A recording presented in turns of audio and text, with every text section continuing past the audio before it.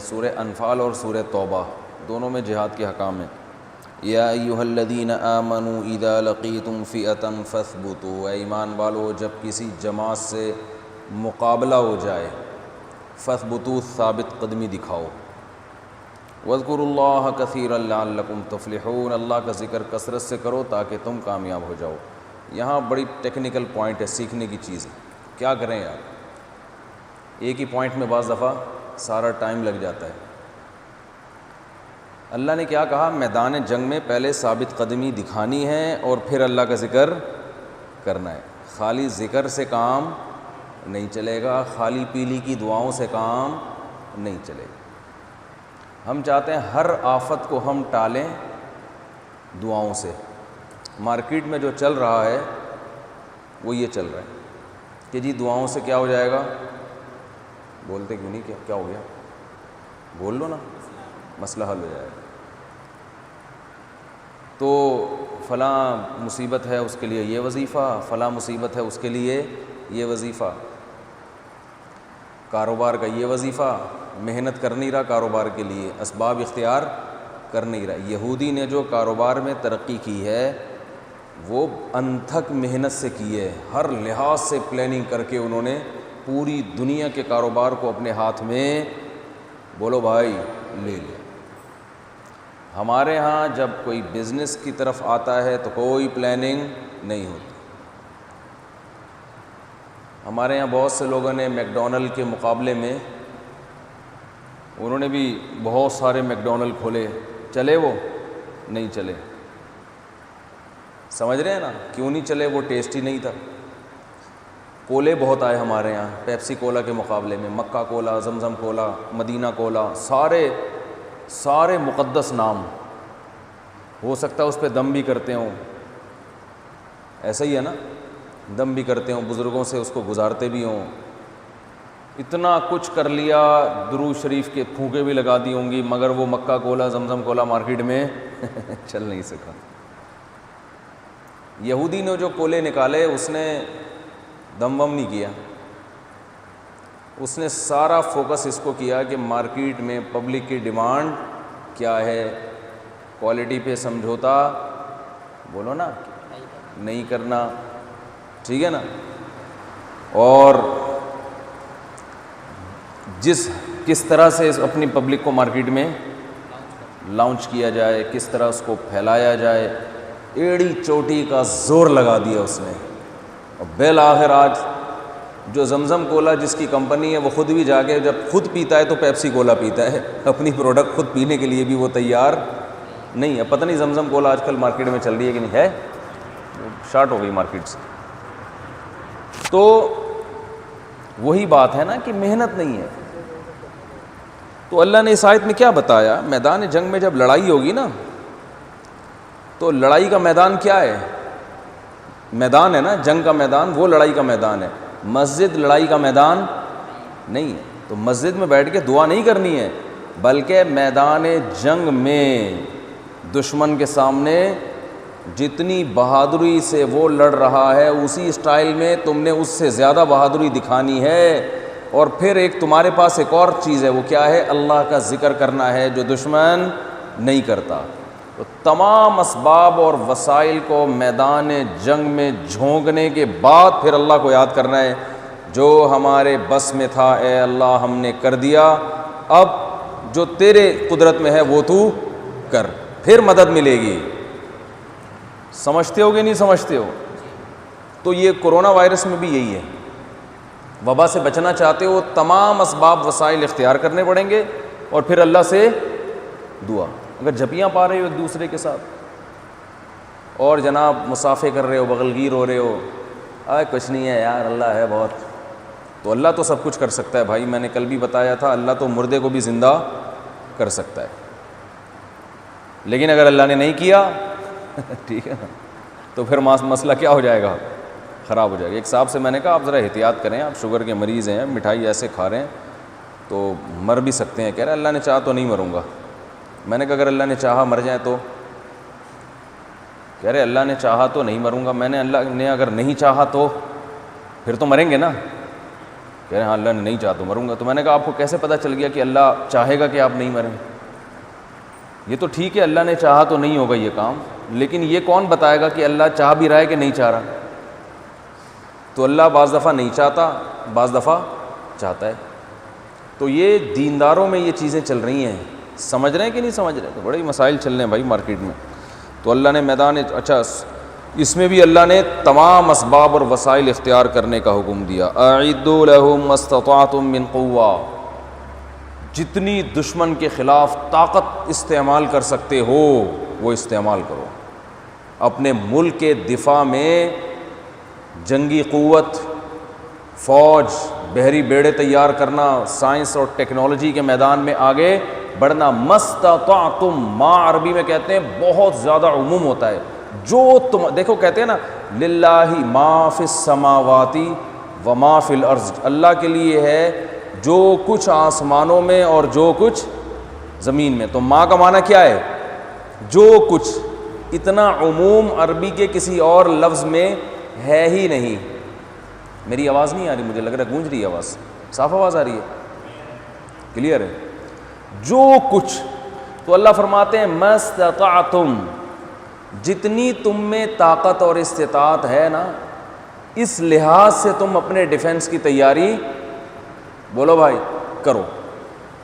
اس سے ہو سکتا ہے کہ جو وہ صوفی جو شریعت کا علم نہیں ہے، صوفی ٹائپ کے لوگ، وہ یہ کہہ سکتے تھے یہاں قوت سے مراد یہ ہے کہ بہت زیادہ دعائیں مانگو، جتنی تمہارے اندر، جتنی بس میں تمہارے قوت ہے نا، اتنی دشمن کے خلاف کیا مانگو؟ دعائیں. قوت سے یہ مراد ہے روحانی قوت، بہت روزے رکھو. تو اللہ نے فرمایا نا نا نا نا. اللہ نے کیا فرمایا؟ مستطعتم من قوة من رباط الخیل. اللہ فرماتے ہیں میری مراد، حدیث میں آتا ہے قوت سے مراد تیر اندازی ہے. رمی کہتے ہیں، حدیث میں آتا ہے، صحیح حدیث ہے، الا ان القوت الرمی، سنو طاقت سے مراد پھینکنے کی طاقت ہے.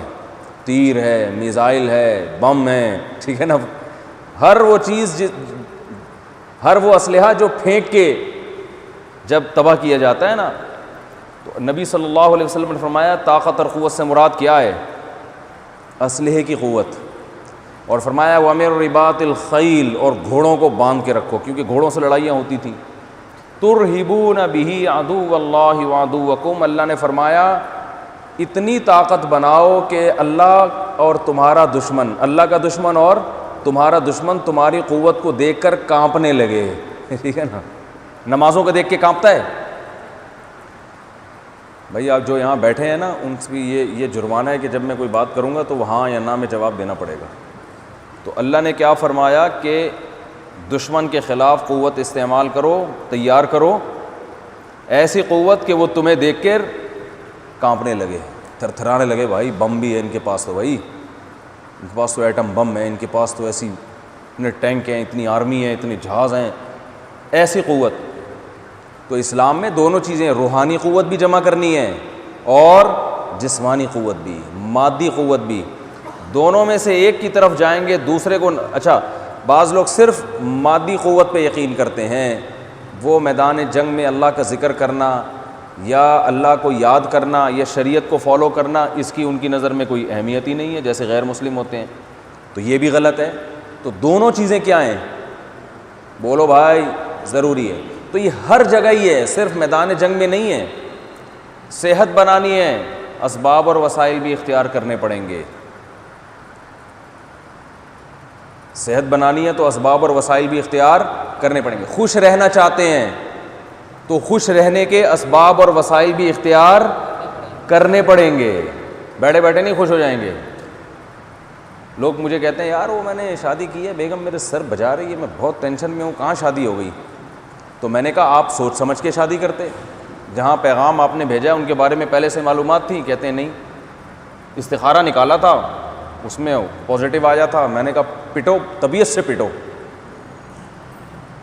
کسی سے دوستی لگانے سے پہلے انسان تھوڑا سا پرکھ لیتا ہے. تو ساری زندگی جس کے ساتھ رہنا ہے ایویں دپل میں کہ چلو دیکھ لیتے ہیں، نہ خاندان کا پتہ نہ قوم کا پتہ، نہ ذات کا پتہ، نہ اس کی حرکتوں کا پتہ، شکل دیکھی تھی بس. سمجھ رہے ہیں یہ ہو رہا ہے کہ نہیں ہو رہا مارکیٹ میں؟ شکل دیکھیے جی، شکل اچھی تھی تو بس صحیح ہے.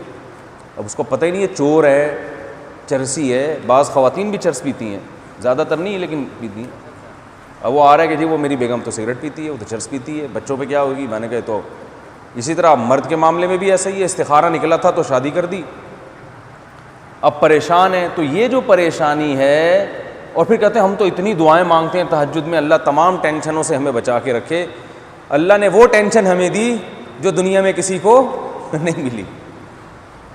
تو بھائی آپ نے ٹینشن سے بچنے کے اسباب اور وسائل مکمل اختیار کیے ہی نہیں ہیں، تو بھائی ٹینشن تو ہوگی.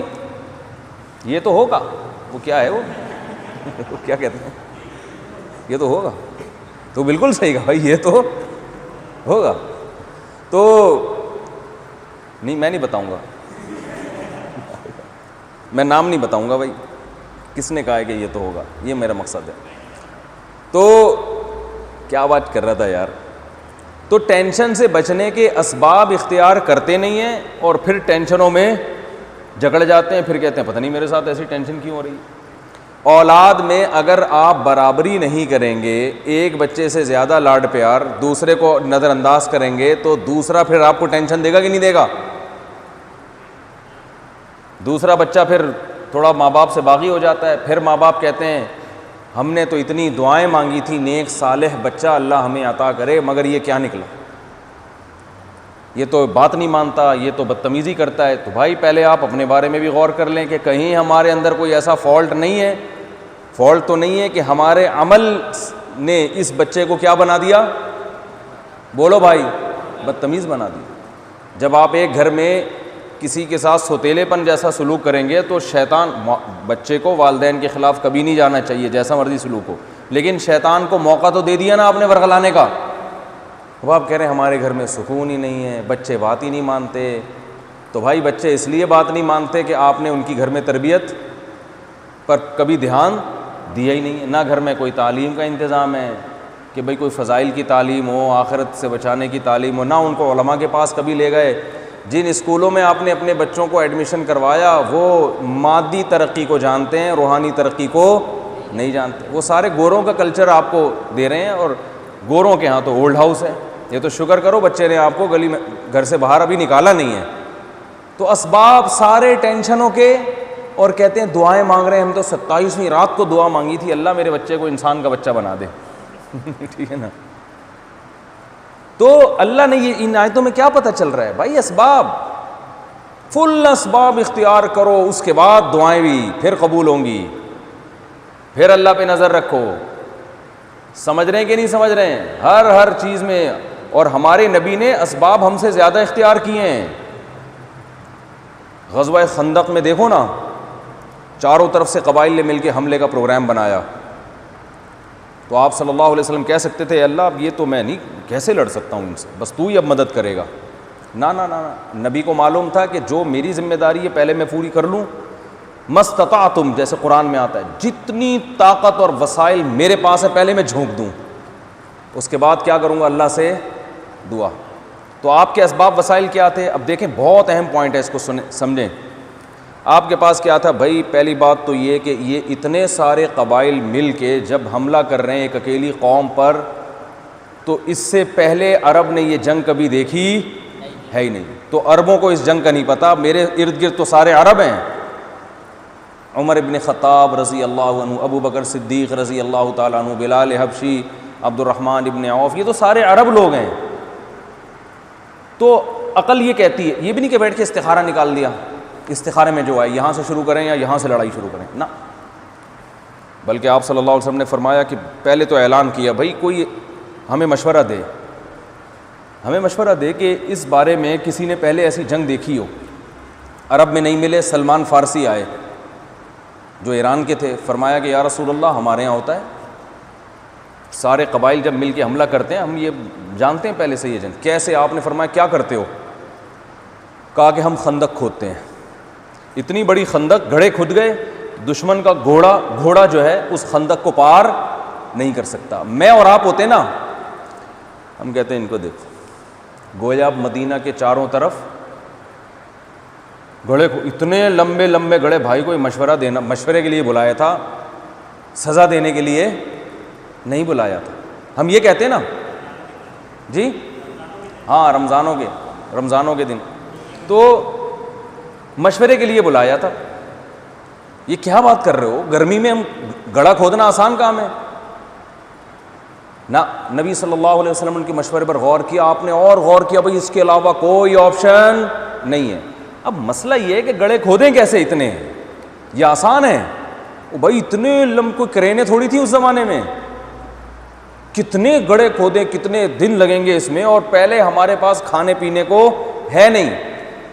معاشی سارے تاجر تو ادھر آ جائیں گے، سارے زراعت والے ادھر آ جائیں گے. گڑھے کھودنا آسان کام ہے بہت، لیکن آپ کو پاس اسباب کی دنیا میں اس کے علاوہ کوئی آپشن نہیں تھا. اب ہم ہوتے ہیں نا، ہمارے یہاں کے جو وہ دیندار جن کے پاس علم نہیں ہے وہ تانے دیتے، یہ اللہ سے، یہ لوگ جو ہے نا اللہ سے نہیں ڈرتے، یہ انسانوں سے ڈرتے ہیں. دیکھو کس ٹینشن میں اپنے ساتھیوں کو ڈال دیا. بچانے والی ذات کیا ہے؟ اللہ کی ہے. مدد تو اللہ کی طرف سے آتی ہے. جتنی ٹینشن یہ گڑھے کھودنے میں لگا رہے ہیں، اتنی وظیفہ پڑھنے میں، دعا میں لگا لیتے. بھلا یہی ہوتا کہ نہیں ہوتا؟ بھائی جتنی ٹینشن یہ حفاظتی تدابیر میں لگا رہے ہیں، انسانوں سے ڈر رہے ہیں. ان کو موت سے خطرہ ہے، موت سے ڈرتے ہیں. ایک طرف شہادت کے فضائل کہ شہادت اتنی بڑی چیز ہے، اور ایک طرف موت سے بچنے کا ایسا انتظام کہ گڑھا کھودنے میں پتہ نہیں کتنے شہید ہو جائیں. بھائی یہ تو بس اب اللہ سے دعا مانگو. بھائی یہ تو نہیں ہو سکتا. بھائی کھانے کو تو روٹی بھی نہیں ہے. اور نا نا نا نبی نے فرمایا اس کے علاوہ ہمارے پاس کوئی، میری امت کو سبق دلانا ہے. اگر آج ہم نے دعاؤں میں لگ گئے، وظیفوں میں لگ گئے، تو امت کہے گی کہ جب کوئی ایسا مسئلہ آئے گا تو ہم ڈاکٹر عبد القدیر خان کو مشورہ دے گی بم بنانے کی ضرورت. بولو بھائی بالکل بھی نہیں. کیا کرنا ہے انڈیا کے خلاف بم بنا کے بلا وجہ خام خامے؟ ہمارا امیج ویسے ہی دنیا کے سامنے خراب ہوا ہوا ہے. ڈاکٹر عبد القدیر خان کو کہتے چلے نکلے بستر اٹھا کے، چلا کریں، 4 مہینے لگائیں، خانقاہ میں جائیں، حج کریں، 6 عمریں اور کرا دیں ہم. خدا کی قسم ڈاکٹر عبد القدیر خان کا ہم پر اتنا بڑا احسان ہے. میں نے ایک بہت بڑے عالم سے سنا جو بڑے پرہیزگار ہیں، کہتے ہیں اگر ڈاکٹر عبد القدیر خان نہ ہوتا تو آج ہماری داڑیاں محفوظ نہ ہوتی. آپ کیا معمولی سمجھ رہے ہو؟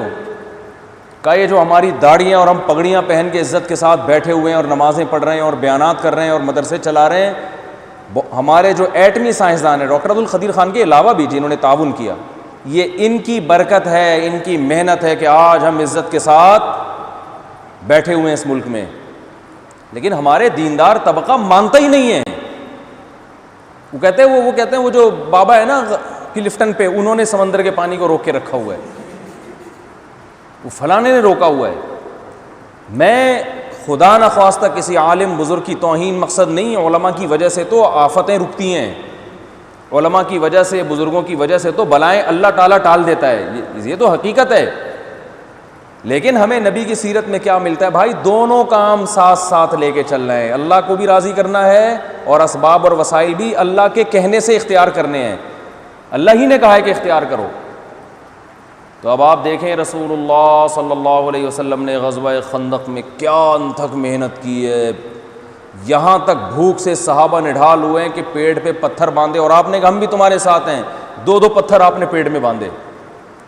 یہاں تک کہ اس لڑائی میں آپ کی 4 نمازیں قضا ہوئی ہیں، کیونکہ تیر اندازی اتنی ہو رہی تھی کہ نماز پڑھنا آپ کے لیے ممکن نہیں تھا. مگر جان بچانا پہلے ہے، نماز بعد میں. ہم کہتے لو نماز تو بلاؤں کو ٹالتی ہے، نماز تو مصیبتوں کو ٹالتی ہے، نمازیں قضا ہو رہی ہیں. اور اتنی اس سے بڑی خوش قسمتی کیا ہوتی ہے کہ نماز پڑھتے ہوئے تیر لگ جائے؟ اس سے بڑی کوئی خوش قسمتی ہو سکتی ہے؟ نا نا نا نا. نبی صلی اللہ علیہ وسلم کی 4 نمازیں قضا، کیونکہ جان پہلے ہے، نماز بعد میں. کیونکہ آپ صلی اللہ علیہ وسلم جانتے تھے بھائی اگر ہم نے نمازیں شروع کر دی، تیر آ رہے ہیں، تو یہ چند لوگ نماز پڑھ کے شہید ہو جائیں گے، قیامت تک پھر کوئی دنیا میں نماز پڑھنے والا باقی نہیں بچے گا. جب دشمن کو، ہمارے جو کریم ہے وہی شہید ہو گئی، ان کو بچاؤ پہلے. آج وہی ہے نا، ہم کہہ رہے ہیں لوگوں سے لاک ڈاؤن ہوا ہے، مسجدوں میں رش مت کرو، وبا بہت اسپیڈ سے پھیل جائے گی. لوگ کہتے ہیں نہیں نماز سے تو وبا ختم ہوگی. ارے وبا کو نماز روزے کا پتہ ہے کہ مجھے ختم ہو. جرسیموں کو پتہ ہے یہ چونکہ میرے ساتھ نمازی چپک کے کھڑا ہوا ہے لہٰذا یہ چھینک مارے گا تو میں اڑ کے اس کی ناک میں اس لیے نہیں جاؤں گا کہ یہ نماز پڑھ رہا ہے. وائرس کو پتہ ہے کیا ہو گیا؟ وائرس کو تو نہیں پتہ نا. وائرس کہے گا بھائی یہ روزے دار ہے، یہ ہندو ہے، یہ تہجد گزار ہے، وائرس ٹرانسفر ہوگا.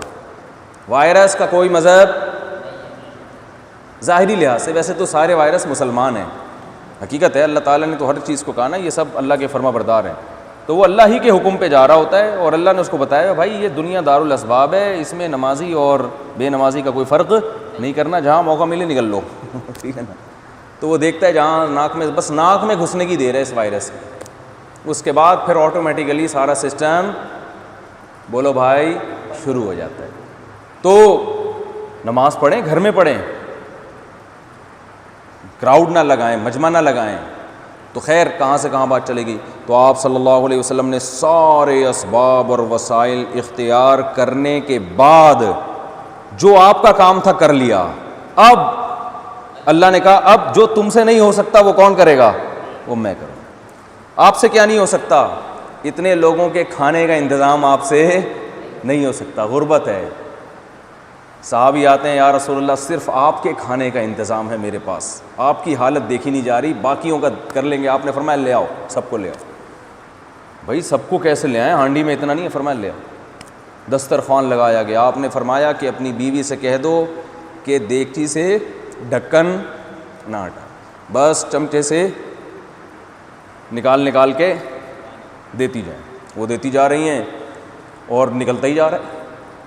یہ جو گھر میں جا کے ڈھکن دیکھتیوں میں جھانک کے دیکھتے ہو نا، اس سے برکت ختم ہوتی ہے کھانے کی. جا کے دیکھ رہے ہوتے کتنی بوٹیاں رہ گئیں، ڈال رہے ہوتے ہیں نا، جب بار بار جھانک کے دیکھ رہے ہوتے ہیں ایسا تو نہیں میرے حصے میں کوئی آئی نہیں کچھ. تو اللہ پہ توکل رکھو، اعتماد رکھو، مل جائے گا آپ کو بھی. 2-3 کوفتے آپ کے حصے میں بھی. انڈے والا سالن جس دن بنتا ہے نا اس دن دیکھ رہے ہوتے ہیں جا کے. میری عادت ہے میں جب بھی دودھ پکا ہوا ہوتا ہے تو ڈھکن اٹھا کے دیکھتا ہوں ملائی ہے کہ نہیں ہے. یہ میری عادت ہے، پتہ نہیں. اور پھر وہ وہاں سے ملائی چند سیکنڈوں کے اندر غائب. میں پرواہ نہیں کرتا. ملائی کے بارے میں نے گھر والوں کو بتایا ہوا ہے کہ اگر اس کو بچا کے رکھنا ہے، گھر والے بعض دفعہ گھی بھی نکالتے ہیں ملائی سے، گھی نکالنا ہے کچھ بھی نکالنا ہے تو میرے ڈھکن تک پہنچنے سے پہلے یہ کارروائی ہو جانی چاہیے. مجھے اگر دودھ کے اوپر گرم ملائی نظر آئی اور میں نے دیکھی تو پھر میں کسی کی نہیں سنوں. بعض گھر والے کہتے ہیں دودھ کا بیڑا غرق ہو جائے، ساری ملائی اٹھا لو تو دودھ میں پھر وہ رہتا نہیں نا، اس میں جان نہیں رہتی، دم نہیں رہتا. تو ملائی ہمیں پسند اتنی ہے گرم جو نہیں دودھ کے اوپر جو ایسے تیر رہی ہوتی ہے، بڑی لذیذ ہوتی ہے، لوگ کھاتے نہیں آج کل.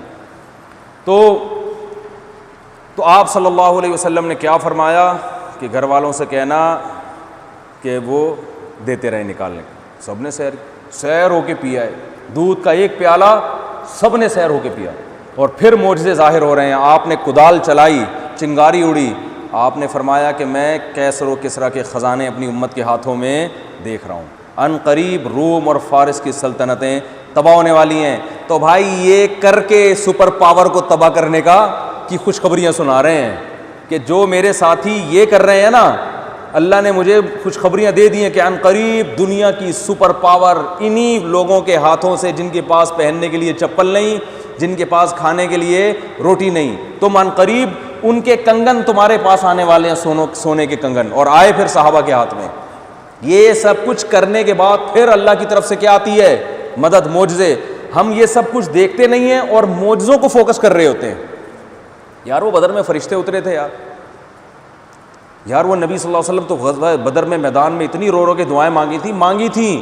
یہ سب کچھ کرنے کے بعد سمجھتے ہو کہ نہیں سمجھتے ہو؟